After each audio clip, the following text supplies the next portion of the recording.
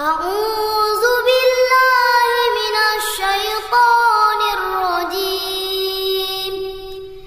Bismillahirrahmanirrahim.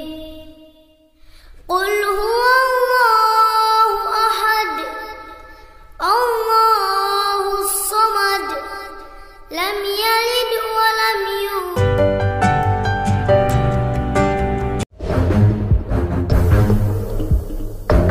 Dan sungguh, kami telah menciptakan langit dan bumi, dan apa yang ada antara keduanya, dalam 6 masa, dan kami tidak merasa letih sedikitpun. Dari ayat di atas, sudah dapat dipahami bahwa pencipta langit dan bumi beserta seluruh isinya, ialah Allah. Proses penciptaan tersebut terjadi selama 6 masa.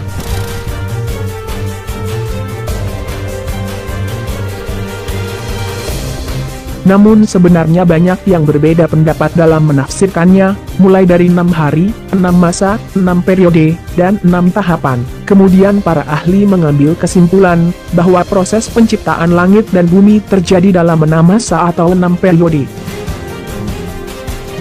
Berikut adalah urutan 6 masa penciptaan bumi dan seisinya. Masa pertama, pada surat An-Nazi'at, ayat 27. Pada masa atau periode ini, alam semesta pertama kali terbentuk dari ledakan besar yang disebut Big Bang. Ledakan besar tersebut sebagai awal lahirnya ruang dan waktu masuk materi. Dari ledakan besar tersebut terbentuklah awan debu atau dukhon. Ketika dukhon berkondensasi sambil berputar dan memadat, di situ terbentuk unsur hidrogen. Saat temperatur dukhon mencapai 20 juta derajat Celcius, terbentuklah helium dari reaksi inti sebagian atom hidrogen, lalu sebagian hidrogen yang lain berubah menjadi energi berupa pancaran sinar inframerah.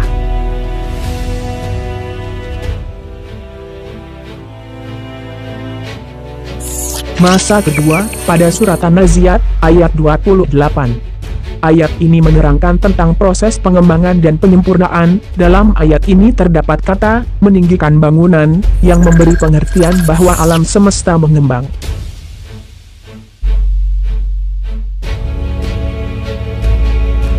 Galaksi-galaksi saling menjauh dan langit makin tinggi, sedangkan kata menyempurnakan, memiliki arti bahwa alam ini tidak semata-mata terbentuk, melainkan sebuah proses evolutif atau bertahap.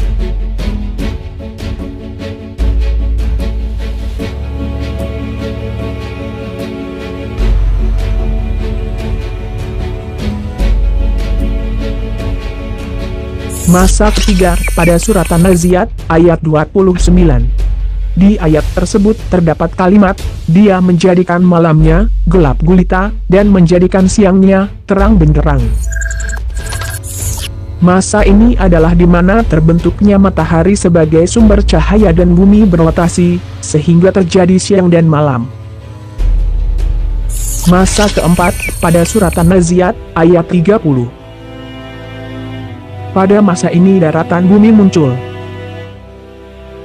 Dahulu kala, terjadi tabrakan antara matahari dengan sebuah komet yang menyebabkan satu masa matahari terpental keluar. Masa yang terpental ini menjadi planet, diantaranya adalah bumi.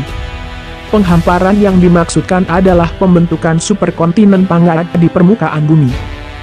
Ketika bumi baru terbentuk, belum ada daratan, yang ada hanyalah batuan-batuan yang berpijar dengan suhu ratusan derajat Celcius.